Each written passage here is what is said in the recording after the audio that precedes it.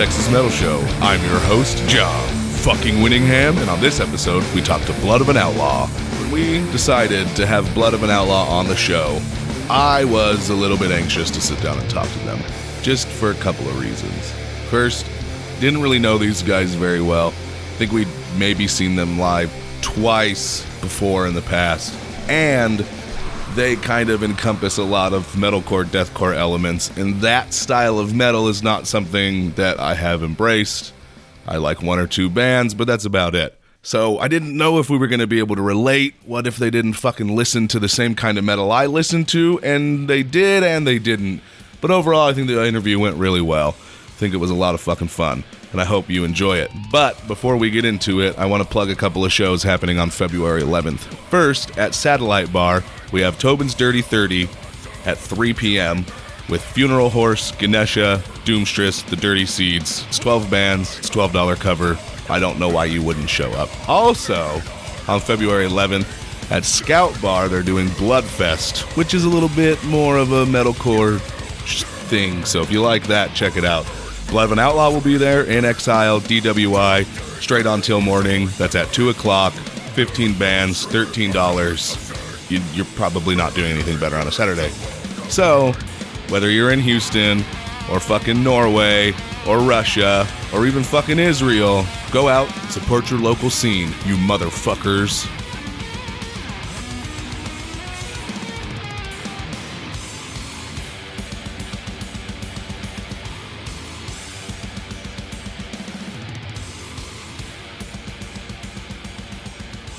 We are sitting here in Wolf House Studio. You guys are the second guests, by the way. Thank you for coming. This is Blood of an Outlaw. We've got Carrie. When people thank me for That's coming. me, Carrie. What up? And Curtis. That's all he's going to do the whole interview, Curtis. so fucking buckle down. So Shelter in place. I was... Yeah, quick, Pasadena. I was made aware of you guys when we were invited to the Bill Bates Memorial Show a couple of months ago, which had an amazing lineup, and we were really excited. We were really excited to see y'all live because the Texas Metal Show was still relatively new. It had come from, it was much less an idea and much more of a reality at this point. We had equipment, we had done a couple episodes, so we were really excited to meet you guys.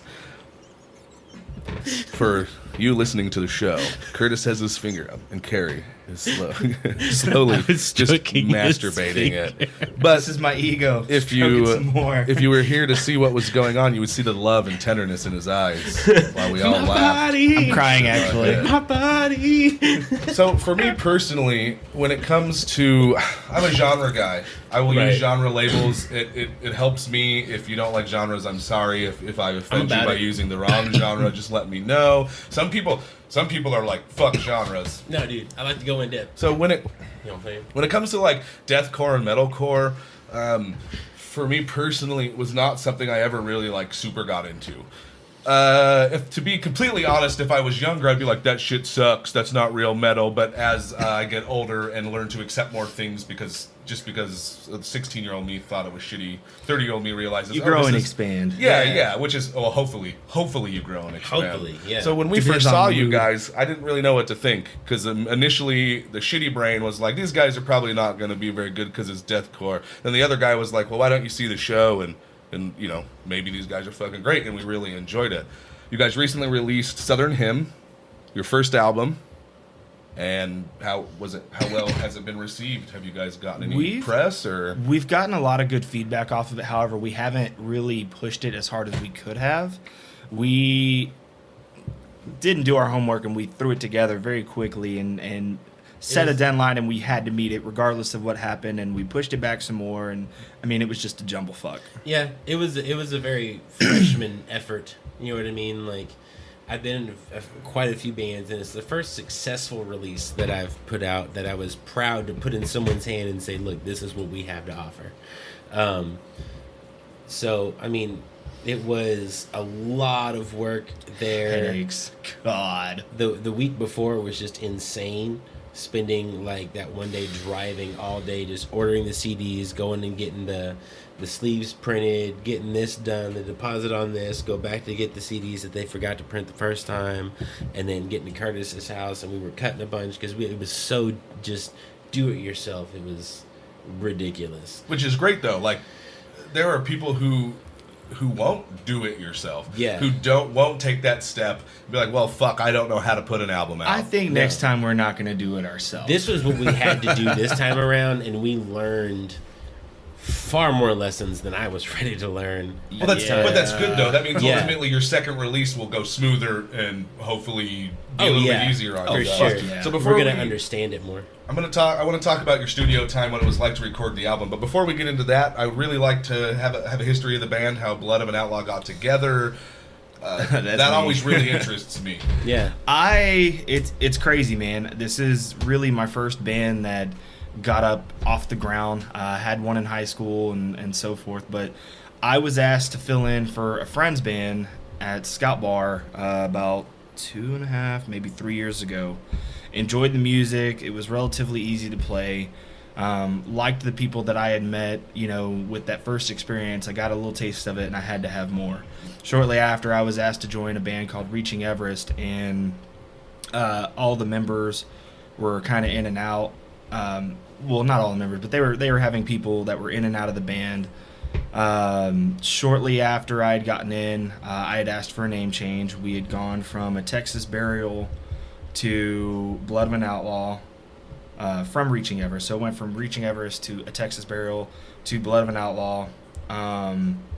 We started having member changes. I'm actually the last original member of the band from the very beginning. We went through 2 vocalists. Three vocalists. The first one was Sean Heathcock. He was one of the founding guys. He got us started with what we have now. Then we had Herbie Dunlap. He and I have been best friends for years and still good friends. He joined in. And then as of about a year, maybe, I don't know, man, like a year and a couple months, we got in J.D. Rose. He's our current vocalist. We started with Isaiah as the drummer. Then we went into Aaron Hetzko. He currently still does a little bit of work with us whenever Matt Reed can't. But Matt Reed is our current drummer. We've stuck with AJ on bass. He's our current member for bass. And then we've got some shithead mop-looking motherfucker that's our other guitar player. He's kind of a punk-ass bitch. That's me. Yeah. Well, Curtis, I worked at Guitar Center, and Curtis came in, and I've known Curtis since I was like 14, 15. Yeah, we've known each other for a long time. And in high school, we were always just like those guitar kids, and we would be in each other's circle. And then he came into Guitar Center and was just shitting out some great riffs. Are you talking about the Guitar Center right here on Nassau Road 1? Or? Yeah, I worked there for a while. That's been there for Yeah. ever. That place has been there 17 for years fucking now. ever. Yeah. 17. I bought my first guitar there, which I would later on just completely fucking ignore and never learn how to play. I feel like I've done that once. But and he told me about Blood of an Outlaw. Fallacy had just split up. I'd been out of a band for like 2 months, and I was going fucking insane. What kind of music did you guys play? It was thrash groove. It was very kind of like Lamb of God, kind of. It was like 6-string drop D, Lamb of God rip groove essential. And we did a lot of really cool stuff. I mean, we opened for Whitechapel. We opened for my first show was with them was opening for Devil Driver. See, the funny thing is all the names that you're talking about, like Whitechapel and Devil Driver, and I don't know, we probably didn't get any of this, but As I Lay Dying, this is all territory that I personally just like stayed away from. Yeah. Weirdly enough, like in my life, growing up, I'm only 30 years old, so I've been listening to metal for probably since about 13 or 14 years old. Right. And for some reason, I had a buddy named Alex. I don't remember his last name. He played for a band called All the Way to the Bank. Is that familiar to either I've heard of you? of that. He was Sounds like a real cash name. big into like the metalcore, deathcore scene, and we met through a mutual friend. And he was like, "Man, I fucking love Shadows Fall." And I was like, "Dude, those first couple of records played are with great." them. Oh yeah, Yeah. that is fucking awesome. I love those guys. So- Every chance I've had to see them, I've just ignored it for some reason. I'm kind of disappointed that they're not Fallacy played essentially with them. relevant. Fallacy. Oh yeah, Blood and Outlaw hasn't. I'm so disappointed that Shadows Fall's not even considered relevant anymore. Do they even still play? just Are they still released- making dude. music? I consider released- them relevant as a I mean, to motherfucker. me, I do. I've only But, listened to like, the first 3 albums, and that's where I dropped off. When you But start- my original point, I'm sorry, was like when it came to deathcore, Alex was really big into deathcore, and he's like, you need to listen to Whitechapel and these other bands, and I listened to him, and I was like, nah. Like, Yeah. there is something about this music that I don't like. But over the years, the first Winds of Plague album is fucking great. That keyboard player, I don't know her name, she clearly played Final Fantasy games. What, Like, Marta? I have no that was idea what Bleeding her, Through. I have Okay. no idea what her name was. Another but- good band. And then I have a copy of Invade by Within the Ruins and a Carnifex album, and that's We have that's played with pretty them. much We have my both extent bands. of like deathcore, metalcore, because I really fought against it because for some reason in my mind I was like, this music is really lame, and ultimately it's so not. much fun to play. It's so much fun to play. Have you guys ever faced that? Like people like, fuck metalcore, fuck deathcore. Oh yeah, Oh, yeah. but There's always I an don't give a elitist fuck. out there. Like, I will make you have a bad time if you don't come like me. to a Like, I show. will do it on purpose. Like, you say fuck metalcore, whatever. Come to a show, and you'll eat your words. Like, I can attest to that. We saw you guys live, and I was like, holy shit, this is really good. Like, because I expected, like, I'm going to hate this, which if you walk into something already expecting to hate it, more often than not, you're just going to fucking hate it. Yeah. But with the Texas Metal Show, I tried to be a little bit more open, and I was like, oh, wow, this is fucking great. I can't wait to hear an album. And, of course, at that point, you guys were still in the process Yeah. of making it. yeah. Because I get it a lot well, of course, the internet, the worst fucking thing in the world. Deathcore and metalcore to the true metal fans is just this bastardized thing that nobody likes. But ultimately, there's some really great fucking music in there. There's tons of good music, I think man. my Yeah, only dude. complaint with metalcore and deathcore, and this is not just with those two specific genres, is overproduction, but that is something personally that I feel is an issue with metal as a whole. That's just something that that's something that I am particular about. I don't like too much. Like when we recorded the original single, which is a bonus track on the album Wild West, there was a lot of production, and we worked a lot on toning it back to make sure that it was something that we would be able to reproduce it live correctly. Without all the gimmicks. Yeah. And on the album, there's just enough production. You know what I mean? There's little things that we don't do live, but they're little tiny like glitches here and there and stuff, which I loved when they put it in the album and I heard it. Yeah. I loved it. But it's not stuff that we do live currently. Why is that? We Is just it we just haven't got it set up. I mean, eventually when we start getting our backing tracks in order, it won't be a problem to set up live, but it's really not even that noticeable for our live performance. That's more of our next step into the professional realm, is getting the backing track running where there is those little things playing, but right now it's not. It's just cool stuff that he put on there. We that just I want to thought throw was down neat. on stage and just Yeah. have fun. We're not even worried about trying to sound great. Is it more difficult to play a song that is maybe more produced than other songs live? Well, Well, play them well. the more production you add, the more precision you have to add. So that's where the in-ears come into place and the click tracks come into place where everyone's playing to a click. We don't. I mean, we're going to eventually, but I mean, that's that like amateur like mindset of, oh, we'll get there. Well, you have to work. Yeah. Everybody started out. Every single band except for like Blue Oyster Cult, which Right. I keep ripping on, started where you guys started with Yeah. just a bunch of dudes that have a similar taste in music and want to play songs because you have this like inner thing inside your soul or person or whatever the get fuck you want to call that you have to get so out. cranky when we don't play shows. I'm cranky as a motherfucker dude, right I was now. We at- don't have a show until the 30th. And I I'm was at fucking Scout Bar losing my last mind. night watching the Spasmatics play, and they started playing like Metallica and stuff, and I was like, man, I just want to walk up there and grab the guitar and just fucking play all sorts of stupid shit, man. Like, I want to empty the crowd. don't- I you want don't them wanna to be not that like guy. me. You don't Yeah. like Metallica? Oh, I love Metallica. I love grew Metallica up, I grew too. up jamming Metallica. I'm excited to hear But- the new Metallica album. I really, truly am. But in all Can't honesty, lie. like when I listen to something like that, it pumps me up to play something so much more heavier than what the crowd is into, because I want to see that shock factor of people be like, oh my god, what is he playing? And why is it so bad? Like, I love like when people just are not expecting what we bring to the table, and then it's just like, oh fuck, these guys are heavy. Like, what the fuck? I love it. I feed off of shit like we have that. established that over the history for Blood of an Outlaw, there's been quite a few lineup changes. Oh, yeah. Back and forth, back and forth. Do you feel like right now the lineup you have is strong, Yes. is going to progress you guys into the future? I already knew what you were going to say, and yes, we are all good friends.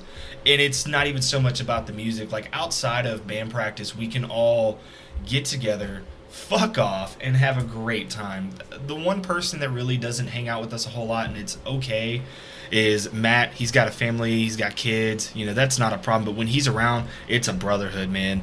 There's nothing that I feel would ever come between us, especially with all the bullshit we have all, fought through over the past 2 months. Like, we have all, when we say this is a family, we mean this is a family. We're not going anywhere unless we absolutely have to. That's great. That's good to hear because Blind Guardian's one of my favorite bands. I come from a power metal background. Yeah. I won't really get into much of it because apparently I talked about it on the last couple of shows, and I don't think anyone wants to hear me tell the same fucking story over and over again. But, like, Blind Guardian has had the same lineup with the exception of one drummer change in, like, 25 years. Yeah. And they have been I don't know if you guys are familiar with their music. They're one of my... I'm a big... Pathfinder book, D&D book. Nerds. We're nerds. And, Blind Guardian is nerdy fucking metal. Probably some of the best nerdy metal. So that's good to hear because I think a band who can stay together, who can work together, ultimately will put out better music and have longevity. Yeah. Because I agree. when Blood of an Outlaw, Blood of an Outlaw. I do that every time I always say for or of. I apologize. That's all if good. I do it again, please correct me. And I don't really remember what I was going to say. So, Power metal. power metal. Longevity. You know what? Show's Blind over. Guardian. Thanks for coming. We have a Lineup change, 15 drummer. minutes. It's good to hear that you guys feel like you have longevity Yeah. with the lineup that you have. And in all honesty, I don't want our lineup to change at all. When I look at bands like Lamb of God and I see that they've had the same members forever, that's how I want to be. I look at bands like, what was the most recent one that just seems like everybody's changing in and out of? There's so many bands that you see that are out there that are, big time, and they always have a vocalist change, or they lose a guitar player because of this. Like or Bad they is lose. Murder. They just fucking They just lost CJ. I feel like a vocalist change can be one of the most detrimental changes Yes. to a band. It can also, it's like a make or break, man. I mean, it can have some really cool comebacks, you know what I mean? Like, it's like the classic AC/DC, because that's what happened to them, you know what I mean? They came back, but like Killswitch Engage, they did that. I was just about to bring up Killswitch, man. Alice in Chains, they did a Yeah. great job. I don't know what the new singer, new quote unquote, he sounds fucking good. He does sound good, dude. And just I like the fucking original. love that. Like, that's one of those bands that I was like, he's got to do justice. Well, look properly. at the little Filipino guy that's doing work Journey? for... Journey? Yeah, Journey. Yeah. He sounds just like him, man. He really kicks that. And I think they found him doing like karaoke or something. Yeah. Which is funny because that's the it's a same cover band. Well, it was a cover But band? they were... Oh, yeah, it was a cover band playing in called a The fancy Zoo. bar. It was Judas Priest who found the Ripper doing karaoke and replaced Rob Halford. That's the story that I was thinking of. Well, that's just gay. Well, what you don't like? What you don't like the Ripper? No, I was making a Rob Halford joke. Oh, that's in this day and age, Dumbass Hewitt. that's offensive. That's not that's Rob Dio. Halford. I know, That's cocksucker. Dio. My son has the same birthday as Dio. A rainbow, fag. I mean, there's not... I have not... Shut Let me just... up. The God jokes damn it. that are Metal, being dark. the jokes that are being God. laid in this episode are so layered and deep and interchanging. If you're not paying Jesus. attention, you're just not going to get it. Well, before I continue, let me just make it, no. I haven't even started nothing putting against in gays. nerd references, man. Well, let's Sure. move forward. Let's talk more about Blood of an Outlaw. BOAO, what up, son? Wow. What would you say y'all's biggest musical influences are when it comes to the specific genre of music you play? God. So we're both. Individually or totally? All right. Well, so overall, obviously, it's going to be a little overall, we're both individual. metalcore kids. Okay. What does that mean to someone who never embraced So, that type of metal? If you could For tell me what that it means. was Killswitch Engage, As I Lay Dying, Shadows Fall. Love Shadows Fall. God Forbid. Yes. Shadows Fall is great. Killswitch Engage, they weren't always super technical, but they were very cerebral with their music and like clever. And that's one of those things where I'll play fast. Fallacy really taught me how to play fast and thrash, but still groove. But I always wanted to still be clever. Like for me, music is about the cleverness aspect. You know what I mean? That's more impressive. I mean, I do love to play fast. We'll go fast. Killswitch Engage, and then you know what I mean. And you get into like that was my gateway, and then I got into like more classic death metal, like Death and all that fun stuff. You know I got into classic death metal, like Death. I mean, well, of course. That's where that's the best. Honestly, that's the best place to start. What was your first Death album? There was so I would go hang out with Ryan. There was a band called Owlwitch. Do you know them? No. That's a great name though. He moved to Colorado, but I worked with him at Guitar Center. He went by Venom, and that was the homie. And we would always go to his jam room, and it was always just Death playing. And so I don't know which album it was. I would have to ask him what it was, but it was always that forever for like a year and a half. It was Death. Lunch break, go to the jam room, hang out, smoke a bowl, go get Taco Bell, some stupid, really terrible, awful food on the way back, and then. But it's so good. Yeah, just rip our bodies to pieces, and then Shelby, the vocalist from Fallacy, would just send me album after album after album. My mind is completely blanking on. That's okay. So this guy Venom, he made you listen to a lot of Death albums, which is great. Yeah. Individual Thought Patterns is probably my favorite. I think my brother framed it perfectly for me. It's thinking man's death metal, really, ultimately. And Andy LaRoche, how could you go wrong with that? We love King Diamond here. Yeah, dude. So Curtis. Man, I don't even know where to start. My roots would start with like hair metal. I got real big. What kind of hair metal? Just general like 80s, fucking like 80s. Lizzie Borden, like fucking Van Halen, Scorpions. Those guys have Rat. some great licks, dude. So I got those solos into make my dick hard, even if I can't stand listening to most of the music. Yeah. Well, see, and I like at a very early age, Rock I started Slore, playing. I started playing guitar at like 8 years old. So I've been playing for 18 years.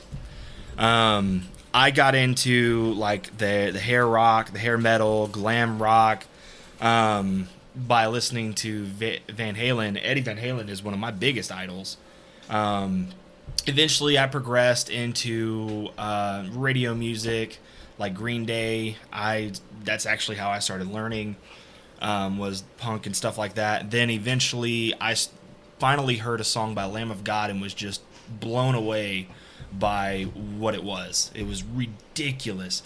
I listened to. What particularly about Lamb of God? And to give you just a brief, let's talk about me for just a second. I tried. I have a couple of albums and I've listened to a couple of times, and for some reason it just doesn't grasp me personally. So what was it specifically about Lamb of God that grabbed you and said, "Man, this music is fucking great"? It was the fact that it was something I'd never heard before. I had always listened to what I thought was metal, like this is gonna make everybody laugh, but like Disturbed and the heavier stuff that you would hear on radio. The more mainstream. Yeah, and that to me was metal for the longest time. And then my cousins had bought a Headbangers Ball disc, Headbangers Ball 2, when it was on MTV for show. And the first track was Ruined by Lamb of God, and when I heard it, my mind was just blown, and I just could not comprehend the amount of musicianship that I was listening to, and it was just, to me, it was epic. Everything about it was just awesome. So your introduction to what you would know as heavy metal in your life was other Lamb of God, like the heavier shit. Yes, and it was before their peak album, Ashes of the Wake. So to me, that was when Lamb of God was in their prime. Me personally, I'm a huge fan of As the Palaces Burn. I do believe I have that album. I love that album. I'll give it another listen just for you guys to see if maybe something speaks to me. It's been probably I've been split up from my ex-wife for going on 4 years, so it's been about 4 years now since I've listened to it. Congratulations. Yeah. Being married sucks sometimes. Sometimes it's great, whatever. What if? But I got hooked on Lamb of God. Then I started branching out into Killswitch. That was when Into the Heartache was coming out. I started listening to As I Lay Dying. I never really listened to anything before Shadows Are Security, but I have since then jammed all their music, and it's just phenomenal. But I would say Lamb of God got me started. Then I branched off into Killswitch. Then I got into As I Lay Dying, God Forbid, Devil Driver, Cold Chamber, Yeah. Fear Factory. Let me Shadows talk about Fall. Cold Chamber for just a fucking minute. So, Carrie, how old are you? I am 28. And Curtis? I'm 26. Okay, so I'm 30. So we're of the same generation. We are very years close in apart. age, just a couple. So, in high school, for me, I was like the dude that would wear like Blind Guardian, Iced Earth, Cannibal Corpse, Cradle of Filth t-shirts, and Iced I Earth, always, hell yeah. fucking love Iced Earth, have headphones on, and I didn't care about school, ninth Yeah. grade education, yeah. Yeah. This is why we're doing a podcast, because I have no other marketable skills. No. Hell yeah. So, About it. Slipknot, Limp Bizkit, Korn, very popular. Yeah. But then you have bands like Whitechapel started popping up, and then you had like Lamb of God and stuff. And I was always that kid, that prick motherfucker that was like, fuck you, like that's not real metal, go listen to fucking Cannibal Corpse or Death or, what Which have you. I still love fucking Cattle Decap and fucking like Oh God, the new album's living, fucking breathing awesome. piece of death. What defecating meat, living, breathing, just defecating meat. Like that's my jam. Right, so your influences are vast. Like you have these like specific type of We have influences, and so then like many like influences. Yeah. I didn't even like touched on mine. well, we could probably talk for an hour about the music that influenced what we Yeah. do. Yeah. But we want people to get to know you. Yeah. So let's talk about Foundation again. Word. This is the first song we're going to play on the episode. If you guys could give me a breakdown of like what this song is about, why you guys wrote it, the specific feeling behind it, anything like that would be great. Context. Originally, Context.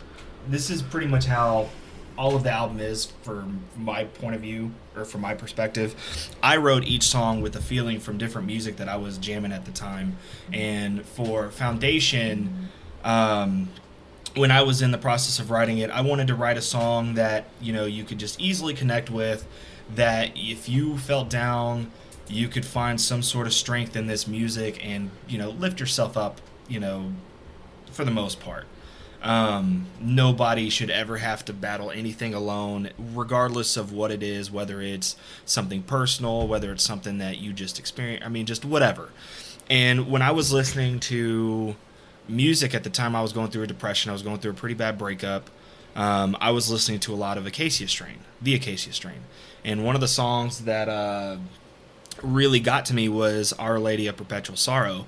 And if you listen to that song and then listen to Foundation, you can hear there's a very striking similarity in the one riff that the whole song is. And it, like, when I heard that song, I was like, man, I wish they would repeat that more. And I was like, you know what, I'm going to fucking write my own song.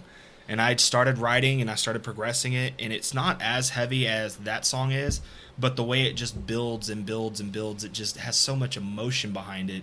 And to me, that's just one of the things that sets it apart from a lot of other different songs that you hear, is that I like to listen to music and feel the passion and the emotion and the feeling behind it. And that's what I aimed for, and I believe that's what I achieved. Here it is. This is Foundation off Southern Hymns by Blood of an Outlaw.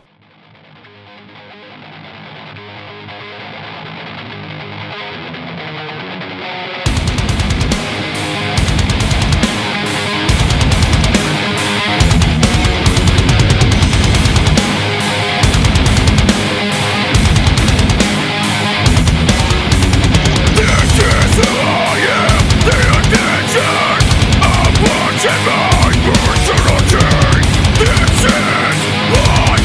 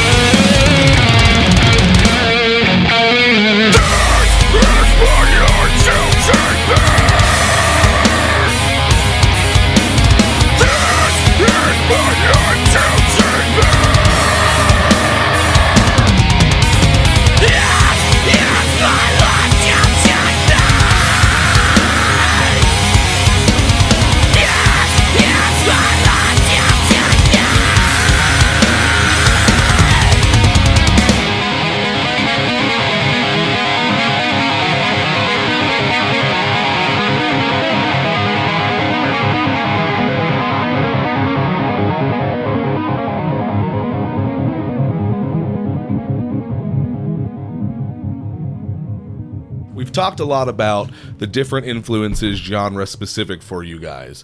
Now, what do you guys feel about bands like Judas Priest and Sabbath and Iron Maiden, and like your staples of classic, quote unquote heavy metal? I'm about to piss everybody off. No, please. I would love to discuss why you don't like something about those I bands. just don't listen to them. And do you have a is it just you don't like the way it sounds? It's nothing personal with the music. I have absolute mad respect for those guys, but it's just not something I am gonna get into my car. I'm like, I'm gonna listen to some. I'm gonna put on Seventh Son of a Seventh Son. No, I'm gonna listen to As the Palace Burns. Or I may have even said that wrong. It's just not something that's desired. Now, if I'm listening to it at a bar, I'll jam it. I really don't have a choice. But what about you, Carrie? I'm partially in the same. I definitely appreciate it. I've thrown on an album here or there that someone handed to me. A lot of, the homie, let me educate you. That's how it goes, too. I can imagine someone being like, hold on, let me teach you about the music you're playing. What? And they'll fucking... You've never listened to Masters of Reality? What do you mean? You don't know who Dead Horse is? I put those in, and this dude... if you don't know who Dead Horse is, that's okay, because they're not that famous. No, there's a whole story. There's a whole story about that. So a lot of the classics I'm into, but I'm not about. And I don't have those albums. A lot of my genesis really was a lot of that metalcore, and then digging back. Right, so you were brought into the heavier side of music through these metal and deathcore bands, and then you went forward, and then you kind of moved back to kind of dig, and thought to yourself, this is good. I get it, but I'm not gonna listen to Peace of Mind or Screaming for Vengeance. I heard bands like Whitechapel and Oceano and stuff like that. That music is fucking heavy and hard. Yeah, and I never took to it, but it really is brutal. That's a good word to use. Nathan Explosion, we love you in this house. See, and I never got into that kind of music until after we played our show with Whitechapel. And it's funny. I joined the band, and the show was coming up, and it was Thomas from Scout Bar came in. I was like, dude, I just joined this new band. What do you got coming up? And he said, we got Whitechapel. It's coming up October 18th. I was like, that's my birthday. That's our show. You just go ahead and mark us down. But that's not what happened. I had to send a lot of emails and a bunch of reminders, and eventually he gave us the show. And where was that at? That was at Scout Bar. Oh, I think you just said that. I apologize. Yeah. And so that wound up being a super great show. It's the night that we filmed the music video for Wild West using a bunch of GoPros, and that came out super tight. And then from then on, we started getting a bunch of really good national shows, and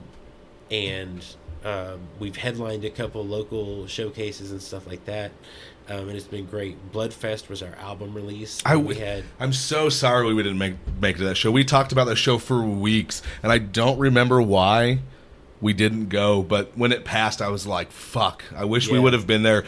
If only to pick up a copy of the album, so I could have played you guys a little bit sooner on the show. No. But your time is coming. Yeah, it is coming. And it's also funny that you bring that up, because on Facebook today, I'm actually going to make an announcement for Bloodfest 2. It's going to be February 12th, and the theme for it this year is going to be Nightmare on Lover's Lane. So, that sounds great. Just we so can y'all definitely. Know, that was the announcement I was going to tell everybody about at 5 o'clock today. Never made, or you're saying it's today. Oh, today. It's today. only 3:11 right now. We're good. I thought you were talking about yesterday. Amber is the color of your Do you guys have any idea of the lineup for the Bloodfest 2? I know that there's going to be one band for sure. It's going to be Blood of an Outlaw.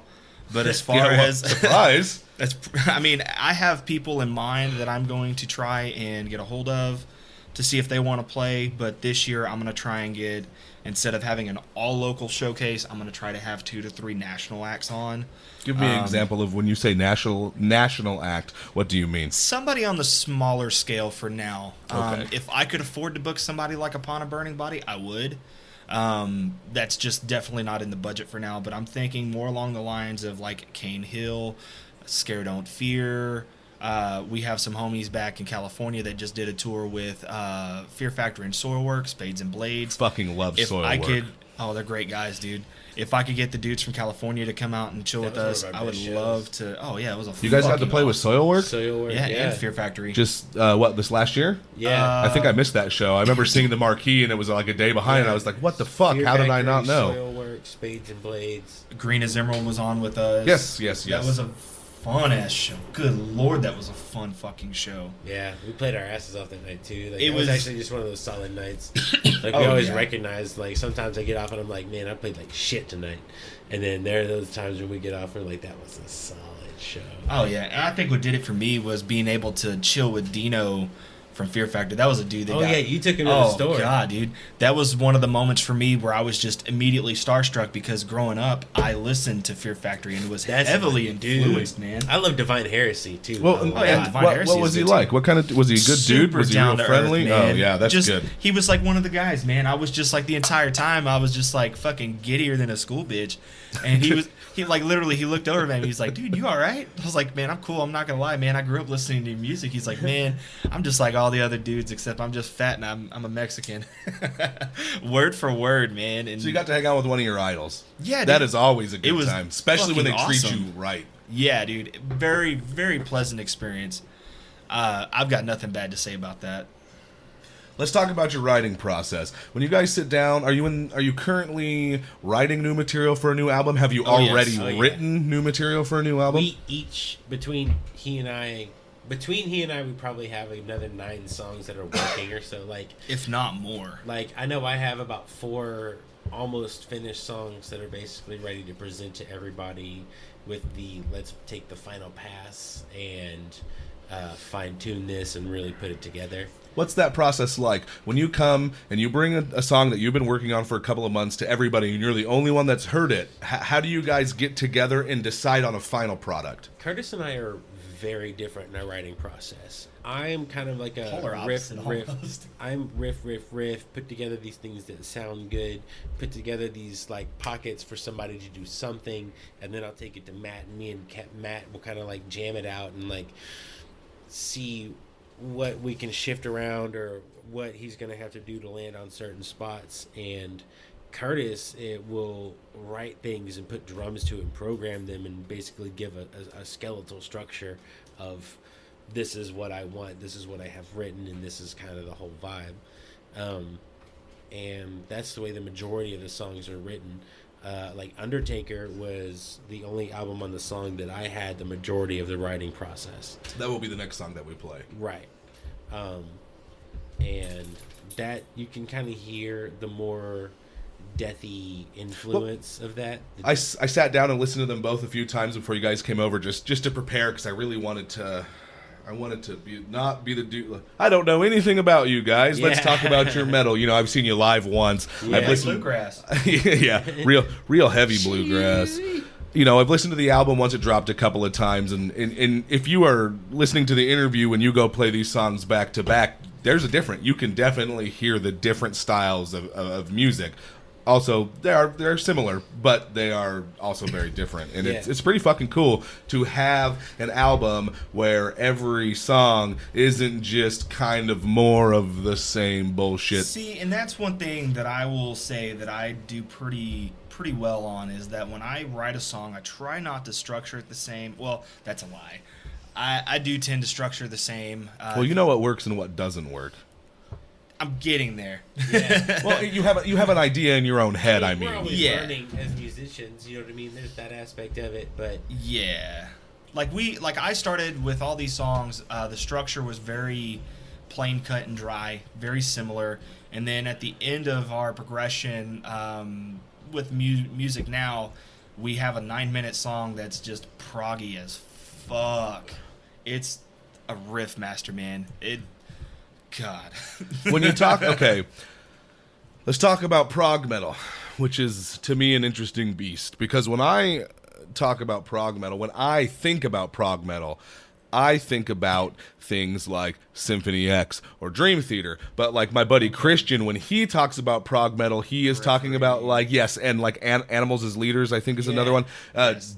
Progressive metalcore. Gent. Okay, that's the term that. Okay, that's the genre that doesn't exist. Gent. But I mean, that's just a term I've heard, and I've listened to some of bands that maybe consider that, and some of it I really like, and some of it I just. it's an onomatopoeia.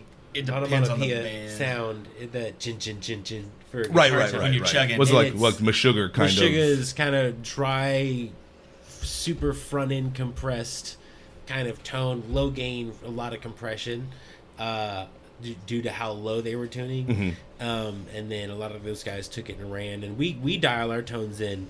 He's the very genty tone, and I have the more. I don't know, like mid-bass tone. I don't know, whatever. I love the clank, man. I love having the clank, man. So, I mean, we balance each other at that point, tonally, but Totally. A little bit of both. We encroach on that gent territory, for sure. We do have that Southern gents joke, Southern gentleman. Yeah, well. Please bring me my snuff Yes, and a little bit of brandy on the side. just a dash. Yes. 2 fingers, Then if you please. If you could just wait outside the door until I need you again, I would greatly appreciate it. So when we're talking about progressive, we are talking more of the Progressive gent, metalcore side, right? yeah. Which doesn't make, to me, over the head. Don't Yeah. even fucking know what that means. But it makes me excited to learn because I will eventually stumble on something that you two love that I also enjoy. I may not enjoy a whole lot. Right. I'm real weird. People get into these ruts and how they listen to music and, I know that I like A, B, and C, but all the rest of it can fuck off. Yeah. But why? And as I get older, because I am so aged. Yeah. 21 years. Yes, the 21 years I've had on this planet. I want to open, I want to expand. I want to hear different shit. And that's what I like about your record for me personally so much is it's so different from the music that I listen to on an everyday basis. It is like, fuck yeah. Yeah. Maybe I'm finally breaking through that wall where I can start enjoying a whole hell of a lot of the world instead of just this one little corner. Well, for me, the album goes from Foundation to Undertaker and everything in between. So there's like the very straightforward metalcore song that's just groove, get going, and then there's Undertaker, which is a little bit more complex, but then there's everything in between there. I mean, To Ashes has a ton of complexity with the structure and the riffs and the timing. That's got to be my favorite song to play. Playing it live is so a lot much of fun. Yeah. Let's talk about Undertaker. Why don't you give me a breakdown of what Undertaker means to you, why you did it? That was one of those songs that I kind of like threw together. It was a bunch of really cool grooves. Around that time, we were really starting to talk about the direction that we wanted to go with the band. So we decided to kind of take up a sort of theme or direction. And Concept. so we went with the concept. So this first album is kind of more of the precursor to the story. I took a lot of the existing songs and structure and worked them into this storyline. And we released the 7 days prior to the announcement of our release. I did like these little excerpts from the story, just kind of working all the songs into this prequel sort of thing. So the next album is going to be a concept album, basically based on like a southern tale of revenge, so to speak. It gets pretty dark and pretty twisted, and it's kind of been cool as fuck. It's yeah, but it's structured in a way to where the songs on an individual basis will still be relatable. Like they're part of a storyline, but they're still going to be lyrically relatable to any real world experience. You know what I mean? A big influence of mine that is extremely like not metal is like Coheed and Cambria. Let's Yes. hold on. Let's pause for a second because I would love to talk about that. This song is Undertaker from Southern Hymns by Blood of an Outlaw.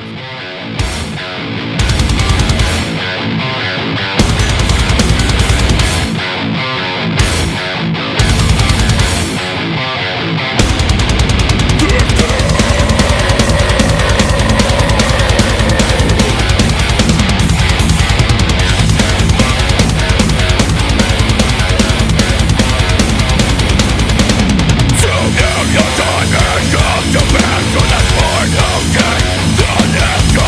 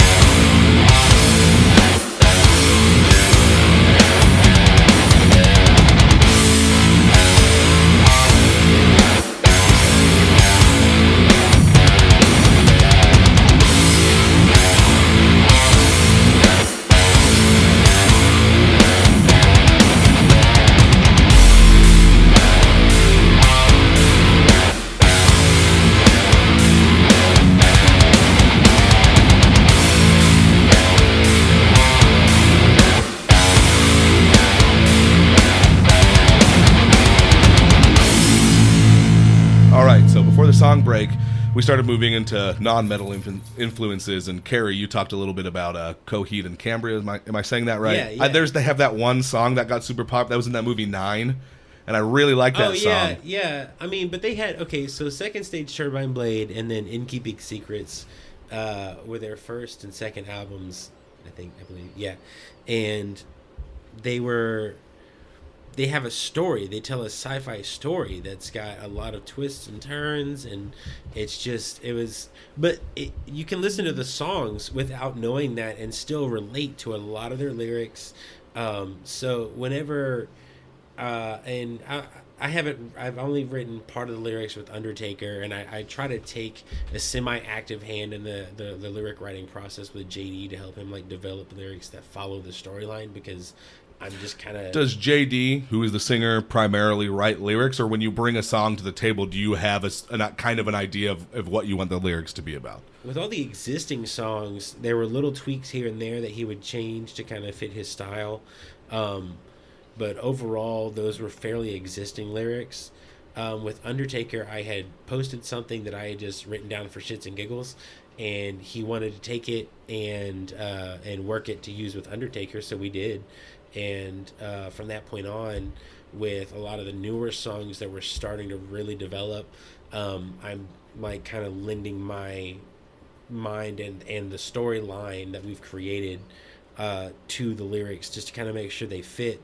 But what I try to do is, like Coheed and Cambria, whenever they have they from a lyrical standpoint, they don't necessarily say this is the story and then this happened and then this happened and in the story. They basically take the like a scene from this movie that you're watching, and they get the emotions behind it and they talk about those emotions. They don't necessarily talk about like what's happening all the time. So lyrically, I'm trying to do that of, I feel this right now, and then this is how I'm reacting to it, as opposed to, this dude rode in on a horse and killed your kids, so now you're gonna go kill everybody. It's like, what's happening? You know what I mean? Like, what do you want people to feel from that? There's going to be some point in the storyline where we're going to directly place our finger and emphasize, like, you did this, and this is, you're fucked. Like, yeah. There's going to be some times like that. There's a song that we're working on called One in the Chamber that's just kind of like this big final shoot off between like the bad guy and the badder guy. Oh, I was thinking like yourself and the gun. No, when you say One in the Chamber, my mind instantly ran to suicide for some reason. Yeah. Maybe that has something wrong with me. No. I mean, it basically is one of those things where it gets down to where just between the two of them, they only got one bullet left, and you know what I mean? It's just down to the end, and it's just like a super aggressive fight scene kind of song. You know what I mean? So that's the kind of vibe that I wrote around it. Like, it's just got like that kind of super upbeat vibe, ready to fight, fight till the end kind of vibe that gets really gritty, and some riffs I'm pretty proud of. But when are we going to get to hear a little bit of this? Do you have any idea? Maybe within the next 3 to 4 months, we might peek a song out. We have Eulogy and One in the Chamber are the next two songs that we have up. And those, hopefully, we have shows on... Well, November is just kind of like a landmark of whenever we're expecting to start kind of playing the new material. Okay. That's my goal, is to have One in the Chamber ready for that November show. And that's going to be a lot of fun to kind of just like show the newer material that we've really been working on. We've just got a couple things really to solidify with each song, really start moving into some even newer stuff after that. But yeah, I say a couple months out and we'll be starting to kind of play this newer material at shows. As far as an album, we're probably looking at least like a year, you know what I mean? We're going to really develop a set of a good solid 10, 12 songs, you know what I mean? This album is kind of short overall, and it's a lot of fun, but I really want to develop some really heavy, really cool songs and have a good 10, 12 songs to put out. I was going to say, just to emphasize on that, it's so fucking disappointing when you find an album that you like, that a band puts out, and there's only like 7 or 8 songs on it, and you're like, all right, cool, I'll just wait till the next one. The next one comes out, and it's got even fucking less. Like, well, once you hit 7 or 8 songs, anything less would, I think, be considered an EP at that point. See, and that's originally what we were going to do, and just with everybody that had spoke to us about it, giving us insight on things, it was just like, well, nobody's going to take you guys seriously. Go on. Nobody's going to take you guys seriously, so you really need to expand and add in more songs. Well, what... I'm gonna open up that subject a little bit more if you're all right with that. That's fine. So I don't know how familiar you guys are with Down. If anybody listens to the show who knows me personally, they will know that Down is one of my favorite bands. Right. And right now, currently, Down is a supergroup. You know, it's a bunch of dudes from other already famous bands already doing shit, so they only play when they can get together. Yeah. I think Down 2, they locked themselves in Phil Anselmo's, like, barn studio, the Nosferatu studio, I do believe it's called, and, like, over just a couple of days pounded out an entire album. Yeah. So recently, in the last few years, Down has been putting out a series of EPs, which are about, I think each one of them is 4 to 6 songs long. And Phil basically said, look, with all the projects we all work on, in the time we spend doing other things, we feel like 4 to 6 songs is best for us because we can show you the very best music we can give you, instead of, would you rather hear 6 good songs from a band or like 12 songs where only like 6 of them are quote unquote quality? I can second that, because when you're as developed and I guess yeah, it's kind of hard. It's not fair to compare someone like Down to some local band who is really working their ass off to put hands tied up. Right, they know what they know what they're doing. So you feel like going with another full length album that has 12, 13 songs on it is really the best way to go. To show people when they hear your music, hey, we are serious. Hey, look at this shit. We're not just going to give you a 2-song EP for $2 and have a great fucking day, because that's very common. We always want to give the very best of what we had. That's why, I mean, we could have rushed and finished up another song probably and stuck it on the album and cranked out the money somehow, but it wouldn't have been solid and complete. It would not have been done.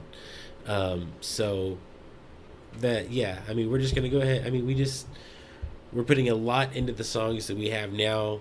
I mean, we already have, a good 8 songs that are ready to just start rocking our way through.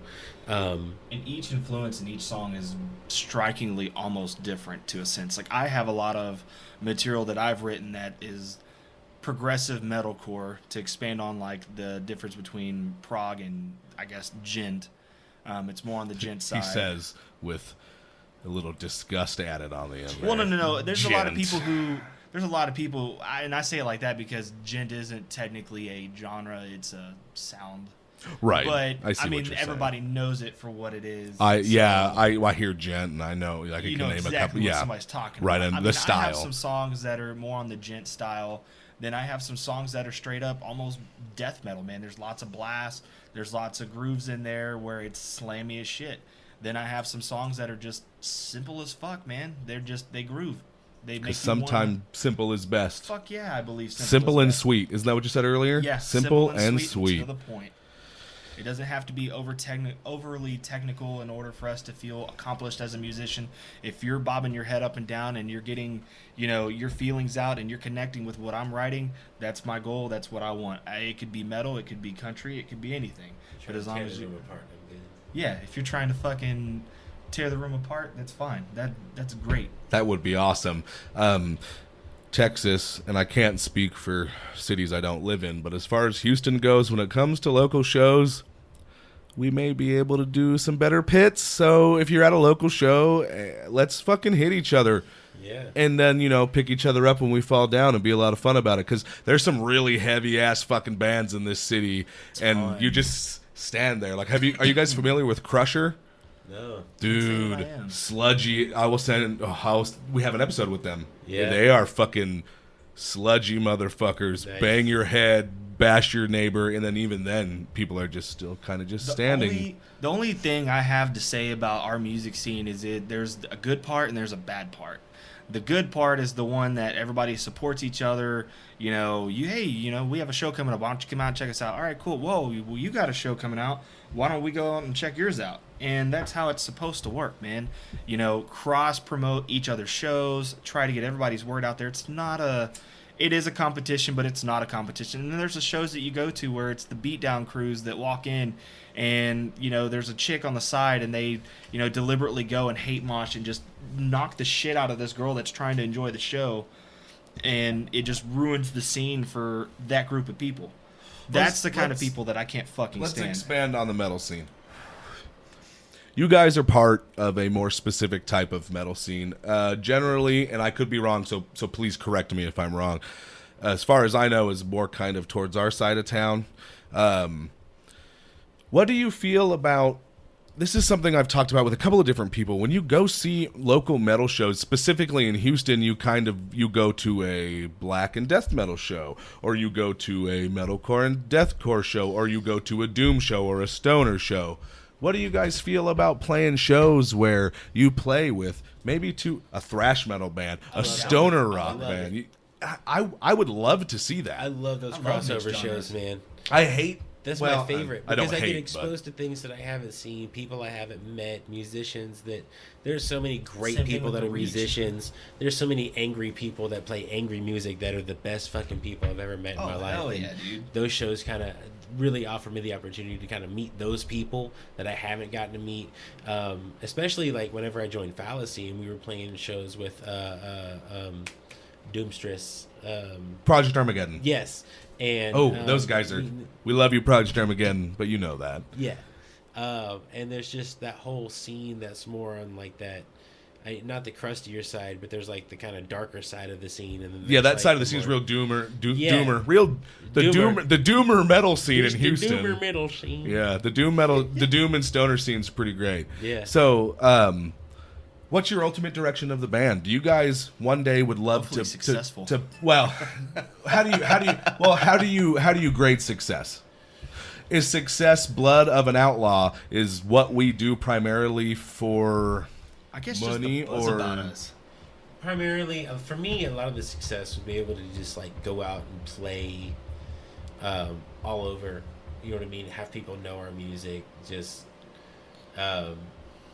I mean, a lot of the typical classic dream of playing to thousands of people and all that stuff. You see it. But like Metallica filling up arenas still after all these years. I mean, there's tons of things that I'm good at as a person, but this is what I'm best at. You know what I mean? And this is what I want to do. Do you think that dream still exists? In essence of like, has the era of huge bands like Judas Priest, Metallica, Iron Maiden passed? That level is gone because of material, the way that back in that day, the only way to get music was to put it into physical format. And that's we didn't have the internet. The internet, you know what I mean? Now it's just transfer of data. You know what I mean? There's no longer a physical product. It's tangible product that can be bought and sold. You know what I mean? There's no more money in that industry. So now... And you have companies like Spotify, which I'm guilty of using. I like to listen to music, and I want to listen to it whenever I want to listen to it. Spotify is kind of a cool idea, really.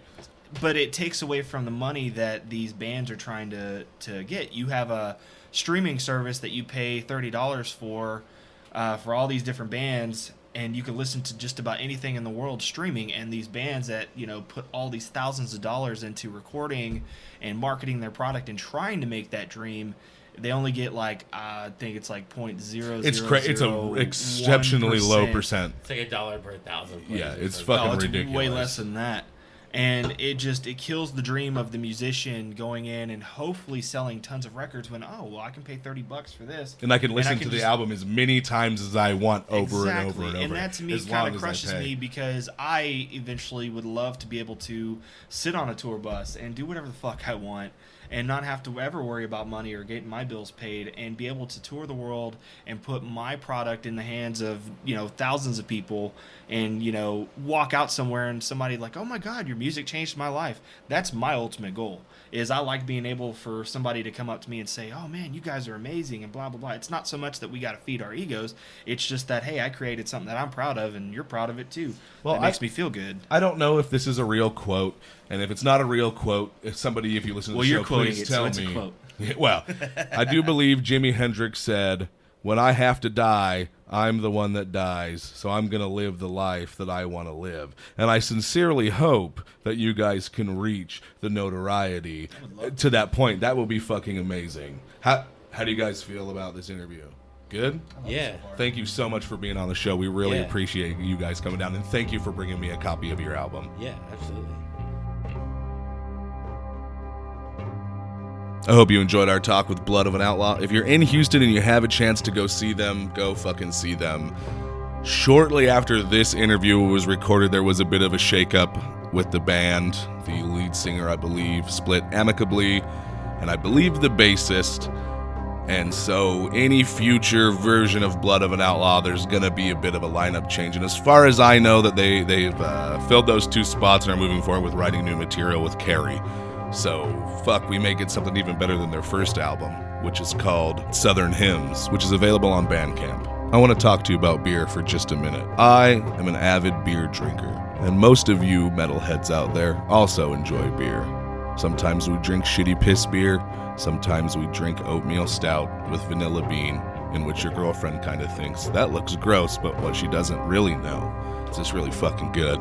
There is a heavy metal brewery right in Houston that makes some excellent IPAs, Russian Imperial Stouts, sours, ales, and a myriad of other delectable drafts. Not only can you drink killer beer, put some kick-ass metal on the jukebox, but you can walk over and 4-player co-op the Simpsons arcade game, along with many others. What other reason do you need to visit? Brash Brewery is located at 508 West Cross Timbers Road, Houston, Texas. Check the show notes for more details, and always, Ale Satan. Also, if you could, check out Hope for Houston. It's the homeless outreach program we do a lot of work with. As always, their information is in the show notes. I hope you enjoyed the show. If you have any questions, comments, hate mail, or you'd like to have your band featured on the show, send us an email at texasmetalshow@gmail.com. Also coming soon, texasmetalshow.com.